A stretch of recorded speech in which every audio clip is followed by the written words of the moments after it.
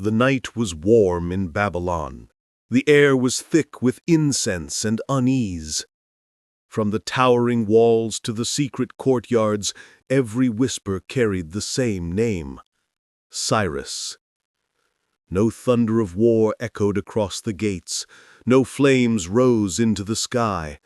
Babylon had fallen, not by destruction, but by silence. At the edge of the city, under a moon that hung like a polished coin, rode a man who had already conquered half the known world. But his eyes were calm, not hungry. His armor was polished, but unadorned. The people who saw him that night said he looked more like a shepherd than a conqueror. Cyrus, king of Anshan, lord of Persia, the man who turned conquest into compassion. The torches burned softly as his soldiers entered Babylon. They marched not as destroyers, but as guardians. They did not loot, did not burn, did not slaughter. And the people, those who had feared death, came out of their homes and looked at this army that brought peace instead of chains. Mothers held their children close, whispering prayers of disbelief. Priests stood frozen on temple steps, watching a conqueror bow his head to their God. For the first time in centuries, Babylon, the proud city of gods and kings, slept without fear. And this was how the story of mercy began. Before he was Cyrus the Great, he was a child whose birth terrified a king. In the mountains of Anshan, long before Persia had a name, a dream troubled the Median ruler Astyages. He saw a vine growing from his daughter Mandane's womb, stretching over the world. The priests interpreted the dream with trembling voices. The child born to Mandane would overthrow him. So when Mandane bore a son, the king's fear became cruelty. He summoned his trusted general, Harpagus, and ordered the infant killed. Harpagus took the child to a herdsman, a man of the mountains, and commanded him to abandon the baby to die. But fate whispered otherwise. The herdsman's wife had just lost her own newborn. When she saw the infant's face, she wept. She convinced her husband to spare him, to raise him as their own. And so the child of prophecy grew not in a palace, but among the flocks, beneath the endless Persian sky. They named him Cyrus. As a boy, he was bold, commanding, and strangely kind. He led the other children in games of kings and soldiers, always fair, never cruel. When one noble's son refused to obey him, Cyrus punished him according to their play, and that boy's father complained to the king. The boy was summoned to the court. Astyages looked down upon him, expecting a shepherd's brat, but what he saw instead made his blood run cold. The child's eyes, the line of his face, the voice, it was Mandane's son, his grandson. The truth unfolded. Harpagus confessed. The herdsman fell to his knees. The king's rage turned monstrous. He spared the boy, but punished Harpagus in the most horrific way, by serving him the flesh of his own son at a royal feast. And so, as Cyrus grew to manhood, a seed of vengeance grew in Harpagus.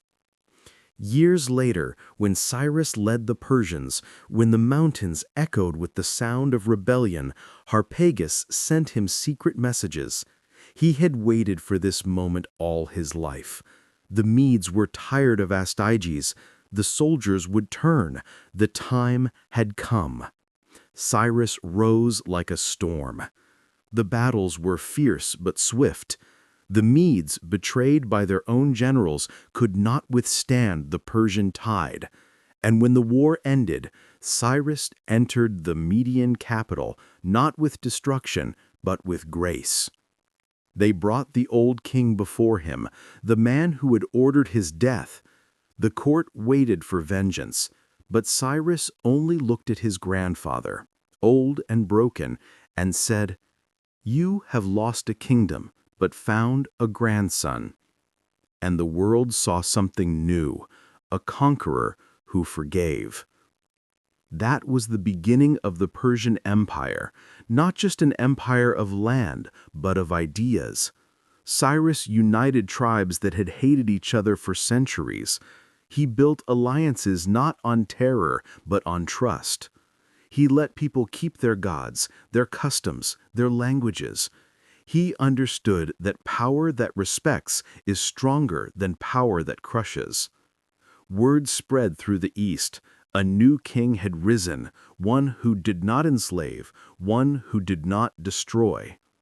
His next test came from the West, from Lydia, the land of gold. Its name was legend, its arrogance even greater. Before marching against Persia, Croesus asked the oracle of Delphi whether he should wage war. The oracle replied, "If you cross the river Halys, you will destroy a great empire." Croesus smiled, not realizing it would be his own. Cyrus met him in battle. The Lydian cavalry, feared across the world, thundered across the plain. But Cyrus had a trick. He placed camels in the front lines, knowing horses feared their scent. The charge broke in chaos. The battle turned. Sardis, the capital of Lydia, fell. Croesus was captured. His city burned, but Cyrus spared the man who had sought his ruin.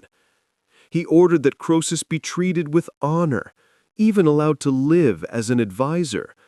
The world watched in disbelief. Each victory added not just land, but loyalty. People began to call him not Cyrus the Conqueror, but Cyrus the Just. They saw in him something divine, a man who believed that kindness could outlast cruelty.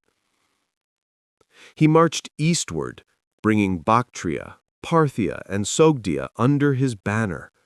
His empire stretched from the Aegean to the Indus, but still he ruled with moderation. When his armies entered foreign lands, he forbade the burning of crops and the harming of women and children. He ordered temples restored, not destroyed. He believed every god was a reflection of one truth, and that a wise king honored all faiths. Then came Babylon, the greatest city on earth. The walls of Babylon were so wide that chariots could race along their tops. The Euphrates flowed through its heart, feeding the fields and gardens that glittered like emeralds under the sun. The Babylonians believed their city was eternal, untouchable. But within those walls, corruption had taken root. King Nabonidus had abandoned his people and angered the priests by neglecting Marduk, their god. The people prayed for deliverance, and when word came that Cyrus was marching toward them, they whispered that perhaps the gods had heard. When the armies met, the Persian engineers diverted the Euphrates River, lowering its level until soldiers could march through the dry riverbed beneath the city's gates. Babylon fell in a single night. No fire, no massacre, no vengeance. Cyrus entered as a deliverer, not as a conqueror. Cyrus entered the city like a servant, not a master. He went straight to the temple of Marduk, bowed his head, and prayed. He restored the idols, reopened the sanctuaries, freed captives, and abolished forced labor. From this act came the Cyrus Cylinder, the first declaration of human rights in history. It proclaimed freedom of religion, protection for the weak, and respect for all peoples of the empire. The Jews who had been exiled in Babylon for generations wept with joy. Cyrus allowed them to return to Jerusalem, to rebuild their temple, to reclaim their home. For this, they called him the Lord's Anointed, the only foreign ruler in the Hebrew Bible to be given that sacred title. Cyrus the Great, the man who ruled without hatred, who believed that mercy was stronger than fear. As years passed, his empire became the largest the world had ever known. From the Aegean Sea to the mountains of India, his word was law, yet he never claimed divinity, never demanded worship. His crown was simple, his tomb even simpler. He died as he had lived, far from luxury, on campaign in the East, defending his people to the last. His body was laid to rest in Forgave, beneath a small stone tomb. No gold, no throne, no boasting, only the silence of the desert and the words carved upon the stone. O man, whoever you are and wherever you come from, for I know you will come. I am Cyrus, who founded the Persian Empire. Do not grudge me this piece of earth that covers my body. And so the shepherd's son, who rose to rule nations, became something more than a king. He became a symbol of leadership without cruelty, of strength without tyranny, of empire built not by fear, but by faith in humanity. Even after thousands of years, the world still remembers his name, not for the battles he won, but for the mercy he gave. Cyrus the Great, the king who invented mercy. The desert wind carried whispers of his name long after he had passed. In Persia, they said his spirit still guarded the empire he built. In Babylon, the priests spoke of the stranger who had restored their gods. In the hills of Judea, songs of freedom rose in his honor. The memory of Cyrus was not kept in monuments of gold or carved in the walls of palaces. It lived in the hearts of those who had once been captives and now walked free. Long before he was a conqueror, Cyrus had been a listener. He understood that a ruler's first strength was not his sword, but his ear. When people came to him with disputes, he heard them patiently, weighing justice with compassion. He believed that a king who ruled through fear could command obedience, but never loyalty. And so he built something no other empire had: trust. In the royal court of Forgave, there was no tyranny, no endless kneeling before the throne. Courtiers described him as gentle in speech, firm in purpose, and quick to forgive. When envoys from distant lands arrived, they were met not with suspicion, but with respect. He treated the Greek envoys as guests, the Egyptian priests as equals, and even those who had once fought him as allies. He surrounded himself not with flatterers, but with thinkers. Wise men from different lands gathered in his court. From Lydia came advisors who taught diplomacy and trade. From Media came warriors who taught discipline. From Babylon came scholars who studied the stars. And from among his own people came those who understood the spirit of Persia, the belief that truth, or Asha, was the foundation of all things. The Persians believed in the duality of the world, good and evil, light and darkness, truth and lies. Cyrus embodied that balance. He believed that the purpose of power was not domination, but harmony. He often told his generals that a victory without honor was a defeat of the soul. He rode among his soldiers, eating the same food, sleeping on the same earth. His tent was open to all. When storm struck the camp, he walked among his men, checking their fires and their wounds. They followed him not because they feared him, but because they loved him.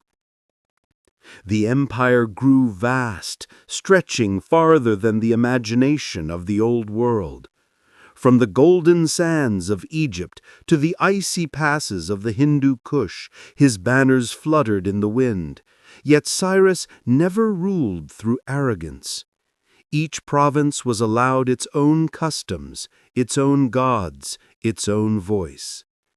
He appointed local governors, the satraps, who swore loyalty not to him as a man, but to the law and the empire's peace.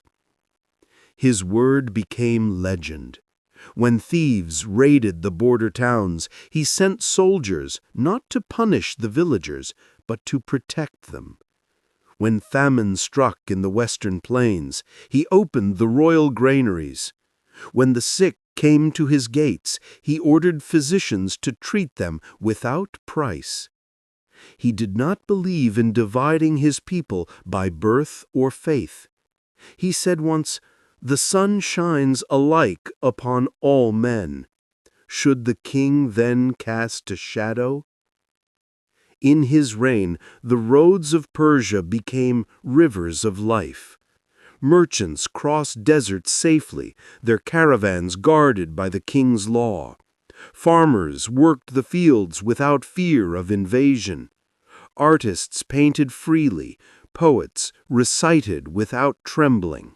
But peace is never eternal. Beyond the mountains in the east, restless tribes watched Persia's glory with envy.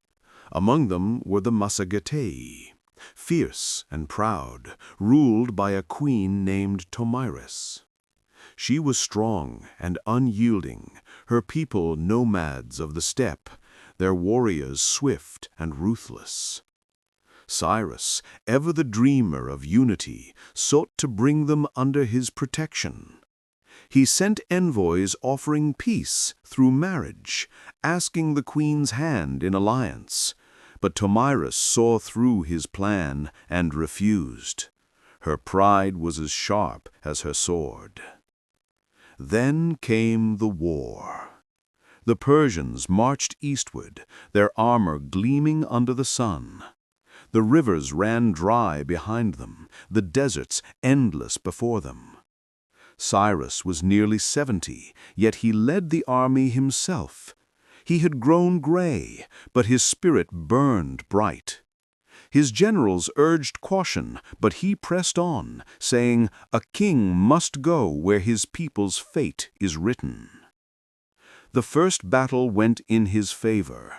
He captured the queen's son, Spargapeses, after a cunning ambush. Cyrus treated him kindly, offering him freedom in exchange for peace. But when the prince learned he had been deceived, he took his own life in shame. When news reached Tomyris, her grief became fury. She swore vengeance upon the king who had stolen her son. The final battle was fought near the Sirdaria River. The sun was merciless, and the air trembled with heat. The Massagetae descended upon the Persians like a storm. The battle raged from dawn till dusk. Swords clashed, arrows darkened the sky, and the dust turned red with blood. Cyrus fought in the front lines, as he always had, but even the greatest of men cannot escape fate.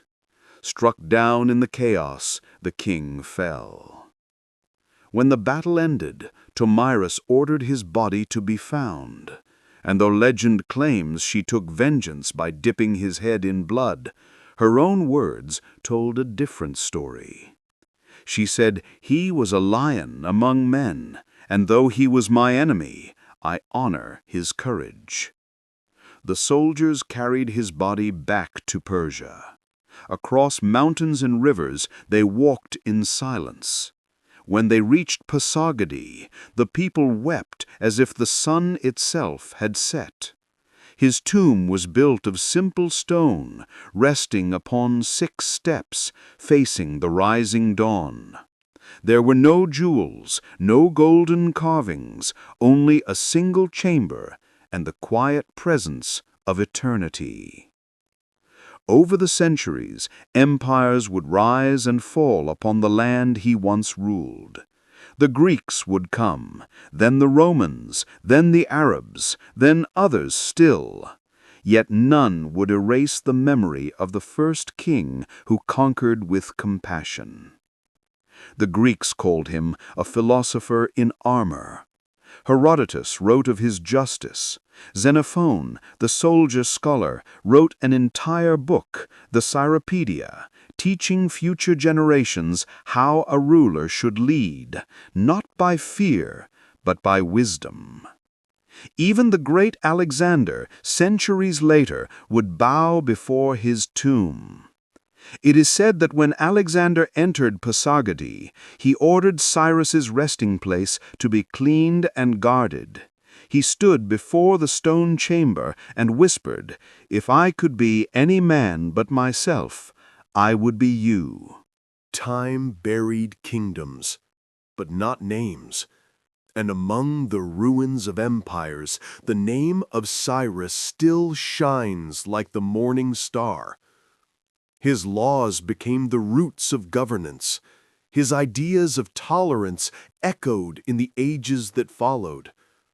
The charter written on his cylinder would one day inspire kings and philosophers alike. In distant lands, scholars would study his rule and find in it the first glimmer of what the world would later call human rights. For Cyrus, mercy was not weakness, it was power, the kind that built rather than broke, that outlived the sword and the stone.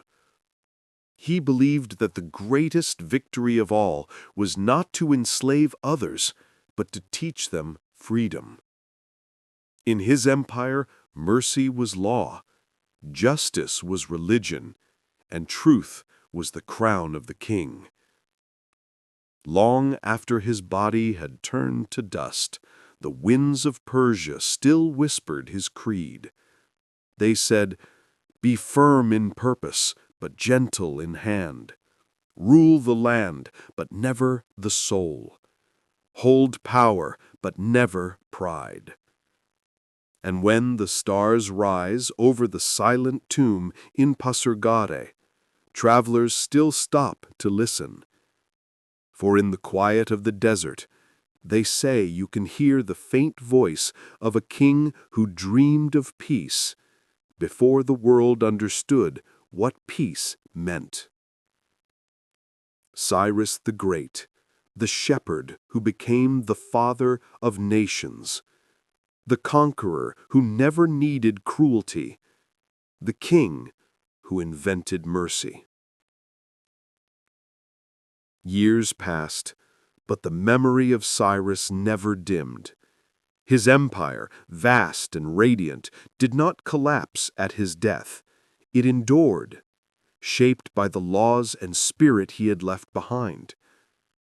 His son Cambyses inherited a realm unlike any other, not merely a kingdom of borders, but a vision of order, faith, and tolerance. Yet every son of greatness lives beneath a shadow. Cambyses admired his father, but could never escape his name. Where Cyrus had ruled through kindness, Cambyses struggled with anger. He marched upon Egypt, conquering the pharaohs, and for a brief time the Persian sun touched the shores of the Nile, but he ruled with suspicion, haunted by the fear that he could never match his father's wisdom. The empire trembled under his rage. Temples were defiled, nobles rebelled, and whispers of divine disfavor spread across the land. It was as if the gods themselves mourned the gentleness that had once guided Persia. After Cambyses fell, the throne passed through turmoil and rebellion, until Darius, a distant relative of Cyrus, restored order. Darius admired the founder and swore to preserve his legacy. Under his rule, Persia reached new heights of organization. He built roads that stretched across continents, minted coins that carried the king's face, and inscribed laws that governed every corner of the empire. But even Darius, with all his greatness, understood that he was walking in the footsteps of a man whose shadow stretched across eternity. In every temple, in every court, the people still spoke of Cyrus. His name had become a prayer, a symbol of the age when kings ruled not as tyrants, but as fathers. In the heart of Forgave, the tomb stood still. Travelers came from distant lands, bringing offerings, lighting torches in the cool Persian night. Soldiers bowed before the stone. Merchants whispered his name before setting out upon the royal road, and priests recited his deeds in sacred hymns. Generations passed. The empire that Cyrus built began to crack under its own weight. New kings rose, some noble, some cruel. Wars flared with Greece, rebellions ignited, and the dream of unity began to fade. Yet, even when his empire fell, his ideals survived, buried deep in the conscience of the world. Centuries later, when Alexander the Great swept across Asia, the conqueror came not to destroy Cyrus, but to honor him. In the ruins of Forgave, Alexander ordered the tomb uncovered and entered it with reverence. He found the stone chamber still intact, the body resting in peace, wrapped in fine linen. On a golden casket lay the words that had outlasted armies. O man, whoever you are and wherever you come from, for I know you will come. I am Cyrus, who founded the Persian Empire. Do not grudge me this piece of earth that covers my body. Alexander wept. Here was the one man in history whose greatness did not come from conquest alone, but from the wisdom to spare. The young Macedonian had conquered the same lands, but in that quiet tomb he realized that power without mercy is empty, and that empire without justice is dust. When he left, Alexander ordered the tomb to be sealed and guarded. He told his generals, "Let no one disturb the sleep of the just king." After Alexander's death, the centuries rolled on like silent rivers. The Parthians came, then the Sassanids, then the Arabs. The world changed, the tongues of men shifted, the names of cities faded. But in the heart of every Persian, the story of Cyrus lived like a flame that would not die. In the age of prophets, his name appeared in sacred texts. The Jews remembered him as the anointed of God, the deliverer who freed them from Babylon.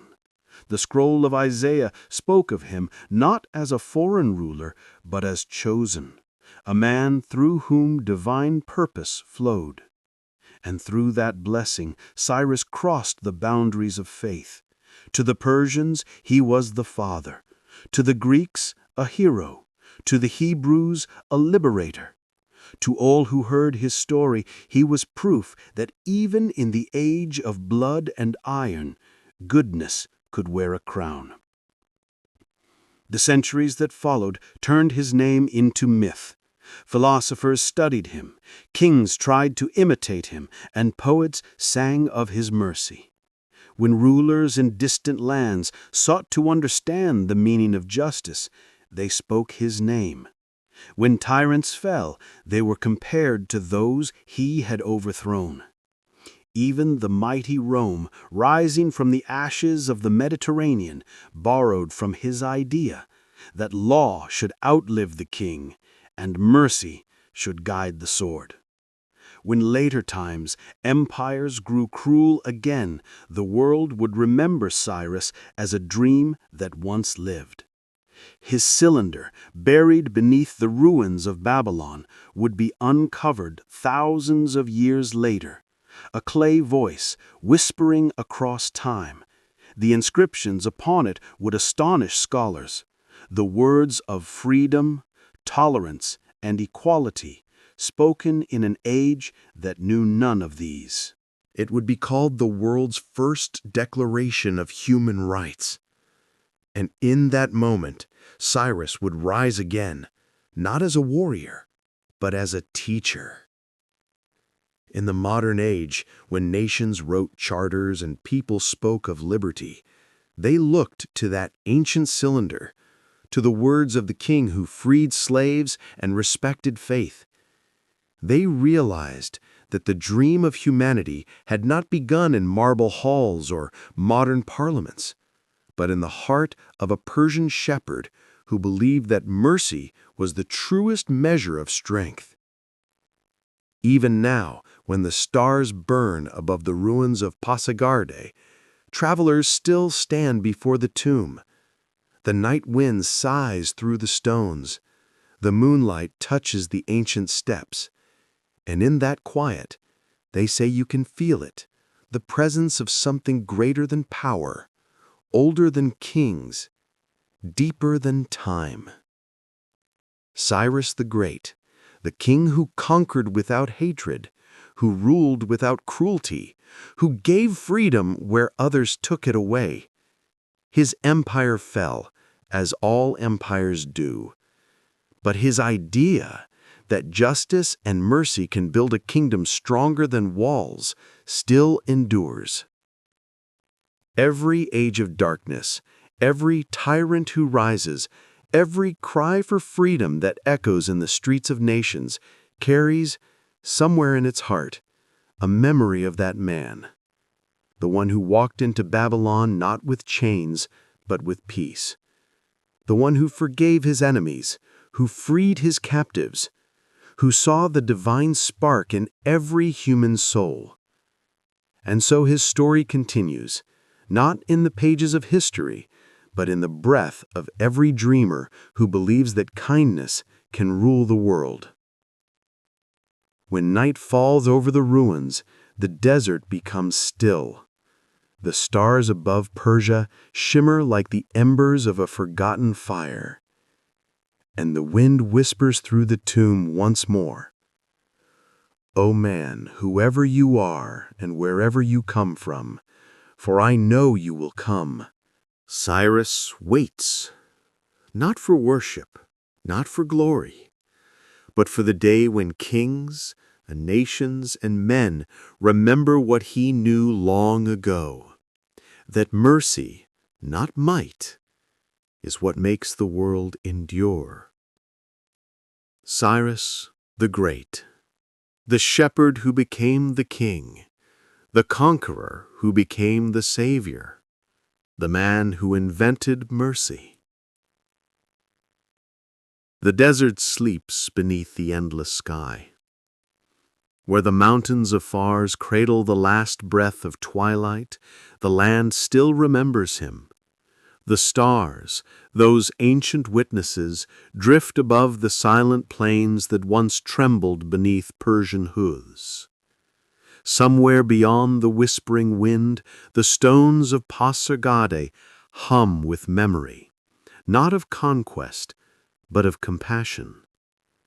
Cyrus's dream never truly ended.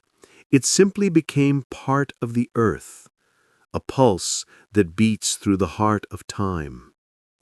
Every civilization that rose after him carried, in some faint and quiet way, his reflection. Every ruler who sought to rule with justice, every philosopher who believed that power without virtue is hollow, was echoing that old truth spoken in the East, in the cradle of the rising sun. When men built their cities, they raised statues of warriors. But when they wrote their laws, they looked to Cyrus. When they told stories of kings, they spoke of his battles. But when they whispered of goodness, they remembered his mercy. He had been gone for millennia, yet his spirit wandered through the ages. It lingered in the libraries of Greece, where Xenophon wrote of him as the model of kingship, not a tyrant of fear, but a ruler of reason. It flickered in the verses of poets, in the ink of philosophers, in the prayers of the humble. And through all the changing empires, Roman, Byzantine, Ottoman, the memory endured. Even those who never knew his name lived under the shelter of his legacy, for the idea he birthed had no flag, no border, no end.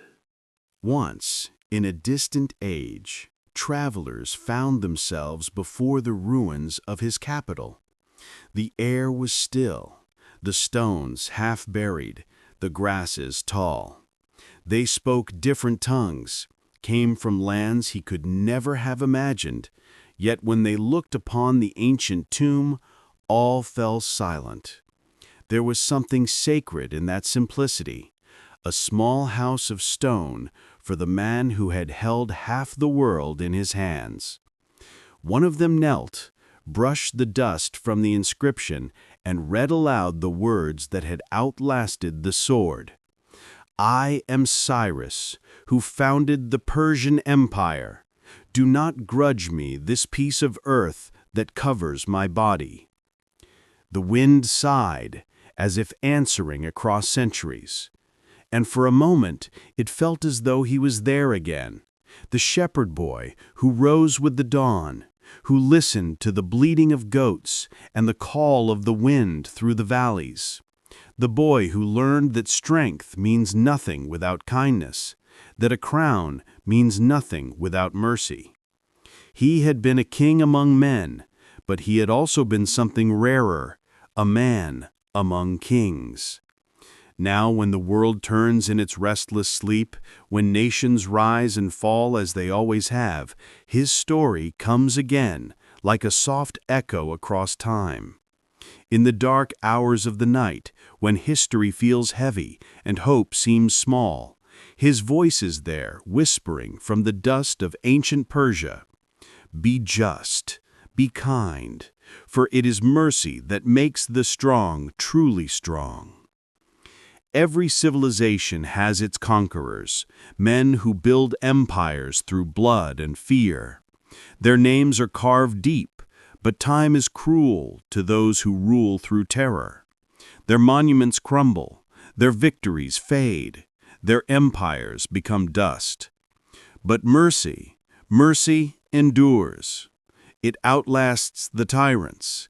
It outshines the crowns. It becomes the story that never dies. And that is why Cyrus's name still glows faintly in the scrolls of mankind, not because of his wars, but because of what he chose not to do.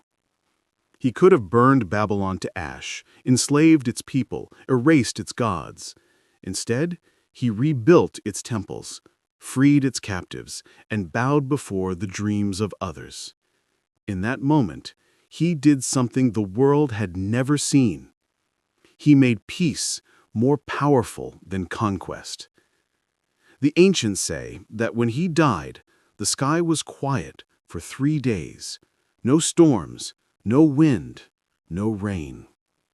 As if the earth itself paused to honor him.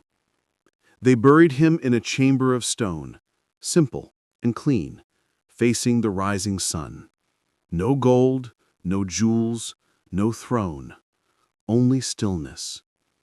For a man who had everything, he had asked for nothing. The empire would change, but the lesson would not. Kings came and went, wars burned and faded. The world learned to speak in new languages, write in new scripts, dream in new myths. Yet in each of them, the same truth remained, that mercy is the foundation of greatness, that justice is the shape of strength, that freedom is the breath of peace. When the archaeologists uncovered his cylinder thousands of years later, they did not find a weapon or a crown. They found words, written in cuneiform upon clay, words of freedom, words of tolerance, words that spoke to the dignity of all people. In that small cylinder, buried beneath Babylon's dust, was the heart of a king who had seen beyond his own age. A message to all who would follow: rule with compassion, or your reign will vanish like smoke. And perhaps even now, in the halls of power, in the chambers where decisions are made, his spirit lingers still, watching, waiting, reminding those who hold authority that the truest victory is not in conquest, but in kindness. The world will change again as it always has. Empires will fall, new ones will rise. The desert wind will keep blowing over Pasargadae, singing softly to the stars. But Cyrus will remain, not in marble, not in legend, but in the invisible thread that binds all who dream of justice. He was the king who invented mercy, the conqueror who built a world on compassion, the ruler who looked upon his enemies and saw not threats, but men. And when the night falls over the ruins and the moonlight slips across the stone, his presence returns once more. You can almost hear the echo of hooves, the faint murmur of a distant army that no longer marches, and above it all, the whisper of a voice, gentle, ancient, eternal. I am Cyrus. Remember me not for the wars I fought, but for the peace I gave. The stars drift over the quiet land, and the wind carries his memory beyond the horizon. The empire is gone, but the dream remains, glowing softly, endlessly, like a candle that refuses to die. Because mercy, once born, can never be conquered. It only waits for another age, another heart, another king who will listen. And when that day comes, when the world again remembers what he knew, the spirit of Cyrus will rise once more, smiling in the dawn, as the shepherd walks again among the stars. And when the dawn comes, the first light falls gently upon the plains of Persia, and it is as if the world itself remembers. The sun rises over the same hills where Cyrus once walked as a boy, the wind gliding through the grass, whispering the same ancient songs of the shepherds. The valleys are quiet now. The palaces have turned to dust, and the cities he built lie buried beneath centuries of silence. But the spirit of his world, the dream of mercy, of justice, of unity, lingers in the light. Once this land had seen the clash of armies and the roar of conquest. Now it holds only peace. Perhaps that too is part of his legacy. The earth grows calm where mercy has walked. In the far distance, the Euphrates still flows, winding through the soil of forgotten kingdoms. The same river that carried his armies to Babylon now carries reflections of a golden dawn. Villages rise upon its banks, and though the people no longer speak his name aloud, they live within the order he once imagined, a world where differences can share the same sun. There is something timeless in that dream. Empires may rise from pride, but they endure only through mercy. History has not been kind to such men. It remembers the destroyers, the ones who burned, who conquered, who drowned the world in terror. but it is the builders, the forgivers, the peacemakers who give history its light. Cyrus understood that before any prophet had spoken it, before any philosopher had written it down. To rule others, one must first rule the self. To conquer the world, one must conquer cruelty. Perhaps that is why his reign became more than a memory. It became a rhythm. His mercy turned into law, his law into legacy, his legacy into faith. The Persians called him Kurush, the Greeks Kyros, the Hebrews Koresh. The names changed, but the man beneath them remained the same, a shepherd who carried compassion into the heart of empire. And what of Babylon, that city he spared? Long after he was gone, its gardens withered, its walls fell. But deep in its ruins, archaeologists found the words he wrote, cuneiform, pressed into clay, fragile yet unbroken.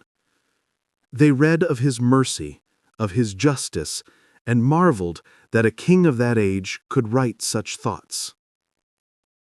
I returned the gods of the people to their sanctuaries, it said. I gathered all their people and returned them to their homes. In that simple declaration, you can feel his heart, steady, human, timeless. The priests of Babylon, who once feared him, wrote hymns in his name. The Jews, whom he freed, sang of him as the anointed of the Lord. And across the vast empire, from Egypt to India, the people lived under his peace. It is said that when Cyrus walked among his soldiers, he called them his children. When he spoke to the poor, he listened before he answered. When a rebel knelt before him trembling, Cyrus raised him up and said, Fear not, for a man who has learned mercy is stronger than a man who has learned hatred. No historian recorded that moment, but truth, in its quiet way, outlives the ink of history. Even now, in the hum of the wind over the old roads of Persia, you can almost hear it, the rhythm of hooves, the cry of soldiers, the soft voice of a king who believed in kindness. Time moved on. Dynasties rose and fell like waves. Yet each wave carried a reflection of that first light, the mercy that had begun it all. In later ages, when philosophers asked what it meant to be a good ruler, they spoke of Cyrus. Plato, Xenophon, Aristotle, they all saw in him a mirror of their ideals. Even Alexander, the restless conqueror, came to his tomb and wept. He had conquered as Cyrus had conquered, but he could not rule as Cyrus had ruled. Perhaps that was the difference between glory and greatness. And as the centuries rolled forward, even as Persia changed its name, its faith, its language, the idea remained that a king is not measured by the fear he commands, but by the mercy he grants. It is easy to forget such truths in the noise of the modern world. Power still tempts, pride still blinds, but somewhere, beneath the roar of nations and the cold machinery of war, there still beats the same question Cyrus once asked himself. What is the worth of a kingdom without kindness? It is a question that will never fade. For his empire has fallen, his palaces turned to dust, but his question, his idea, still shapes the world. The clay cylinder, cracked and small, sits now behind glass. People come to see it, travelers, scholars, dreamers. They lean close, peering at the faded symbols pressed by ancient hands, and they read the words that echo across thousands of years.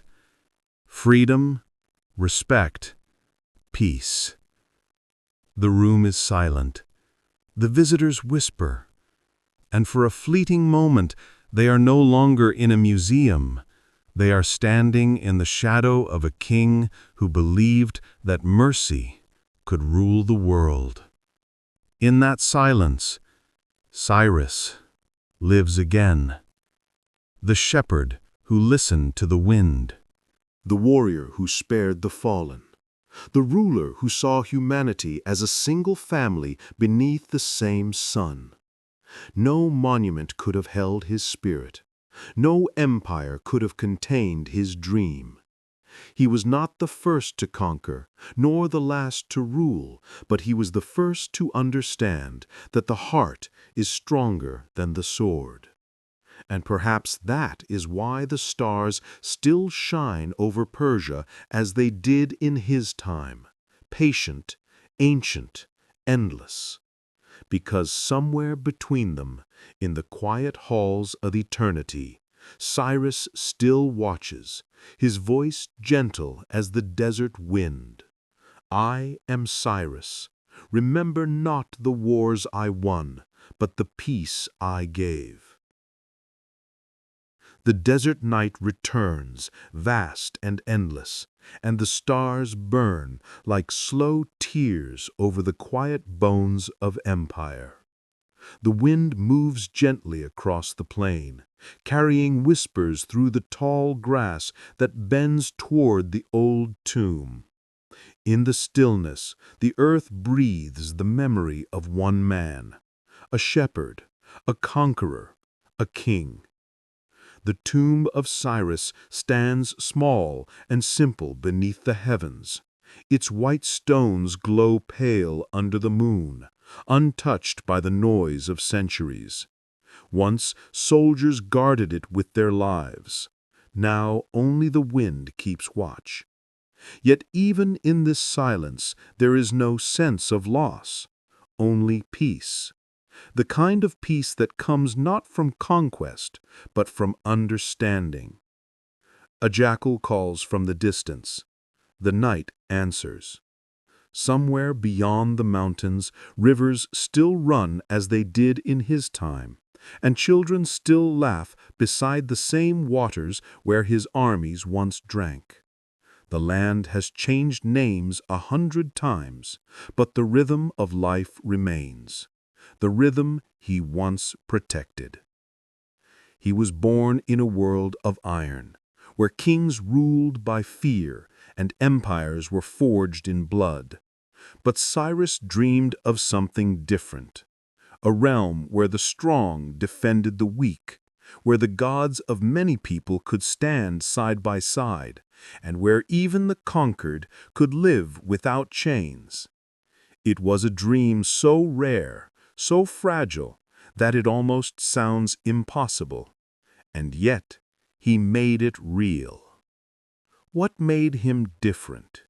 Was it the years spent among shepherds, learning the patience of the hills? Was it his mother's wisdom, or his people's suffering under the Median yoke? Or was it something deeper? A voice within that told him that true greatness comes not from the sword, but from the heart that chooses when not to use it. I am Cyrus. Remember not the wars I won, but the peace I gave. And yet he made it real. History cannot answer that. It can only remember the result.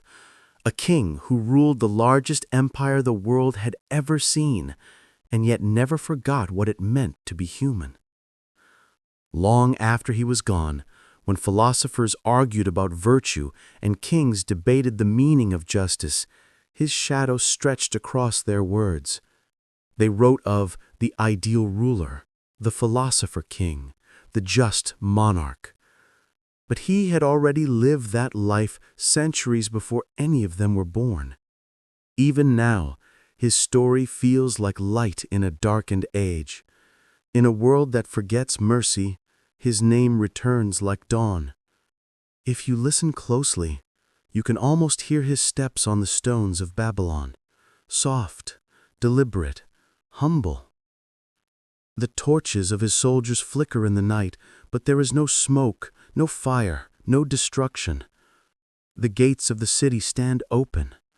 The priests of Marduk watch from the shadows, trembling, and then they see the unthinkable, the conqueror bowing before their God, offering peace instead of chains.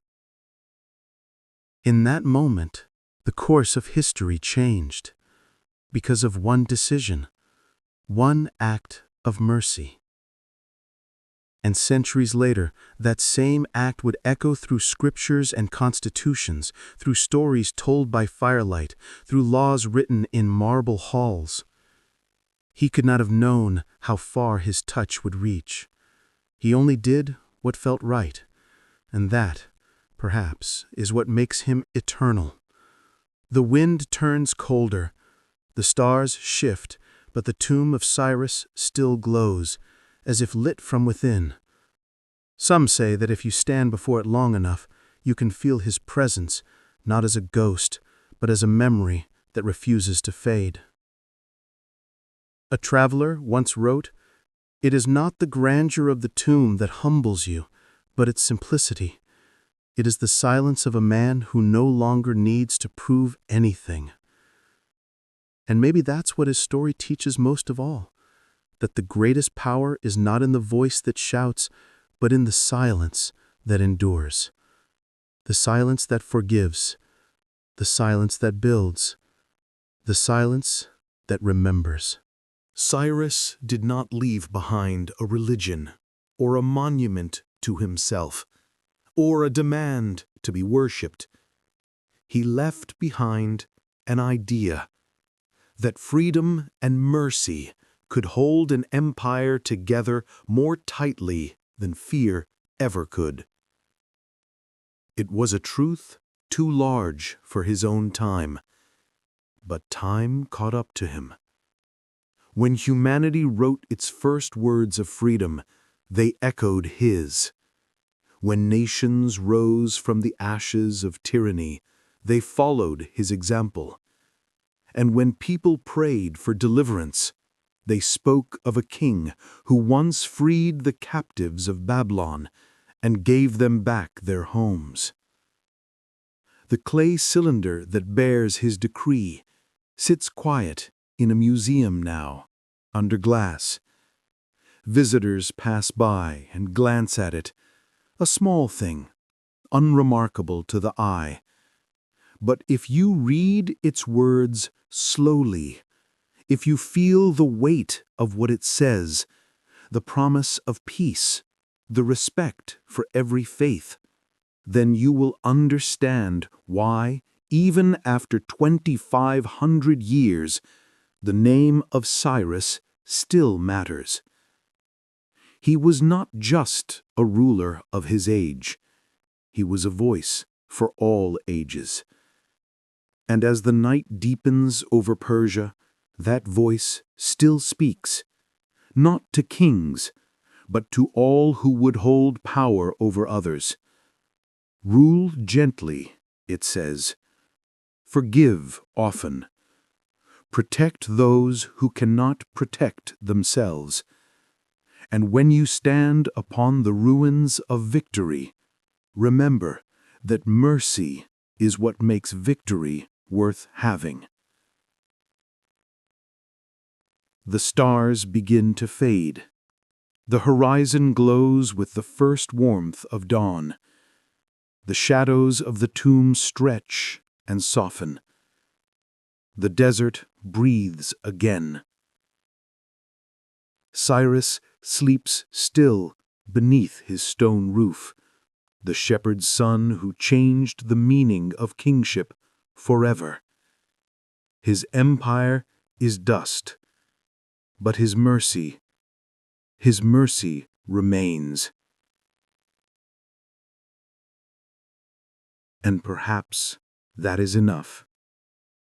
The world will forget many names, It will forget those who conquered for pride, for gold, for power. But it will never forget the king who conquered for peace. The light climbs higher now, turning the stone golden. The sky opens, endless and new. The same sun that once rose upon the banners of Persia rises again, carrying his story through time.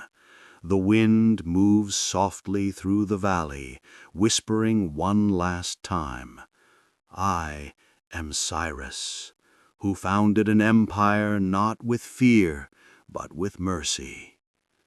The voice fades, but the dream remains.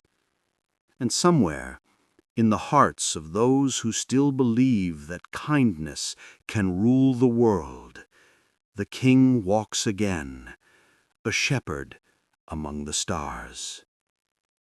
The sky melts from deep indigo into gold. The first warmth of the sun spills across the quiet valley, and the tomb of Cyrus glows as if it breathes again. Mist rises from the earth, curling like memory, wrapping the stones in a veil of light. The land is still. Only the sound of the wind moves, the same wind that has crossed deserts, swept through temples, and whispered through the ruins of empires. It moves as it did in his time, carrying the scent of dust and myrrh and the faint, eternal echo of hooves long gone. The world awakens, but it does not know why it feels lighter, calmer, gentler. Somewhere deep in its collective soul, the memory of mercy stirs again. Every age believes it is new, that it begins the story afresh, but every dawn is the same dawn that once rose upon the camp of Cyrus. The same light that touched his eyes now touches ours. The same questions that stirred his heart still echo in our own. What is power without compassion? What is conquest without purpose? What is greatness without mercy? For thousands of years the world has asked these questions, and still the only true answer lies beneath that small roof of stone in the Persian plain. A tomb that is not a monument to death, but a monument to restraint. A symbol of what happens when a man strong enough to destroy the world chooses instead to heal it. And perhaps that is why his story endures, because it is not just the story of a king. It is the story of what humanity could be if it remembered to lead with kindness. The sun climbs higher, warming the white marble. Birds rise into the air. Somewhere in the distance, the call to prayer floats through the morning wind, ancient and beautiful. The words are not the same as those spoken in his time, but the spirit is. The reverence for the divine, for justice, for life itself. A shepherd's dream became a kingdom became an empire, and that empire, in turn, became an idea that still breathes in the heart of humankind. Cyrus may sleep, but mercy does not. Mercy moves, unseen, unending, through every act of forgiveness, every hand that spares when it could strike, every ruler who listens when others command. And so, in the rhythm of the world, in every quiet choice of compassion, he lives again. His story is the breath of the earth itself, gentle, ancient, infinite. The wind passes once more across the plains of Persia, over the tomb, over the hills, carrying his name softly into the distance. It travels across continents, across centuries, touching hearts that do not even know his name, yet live by what he taught. It whispers through the halls of power, through temples and palaces and parliaments, through deserts and cities alike. Be kind, be just,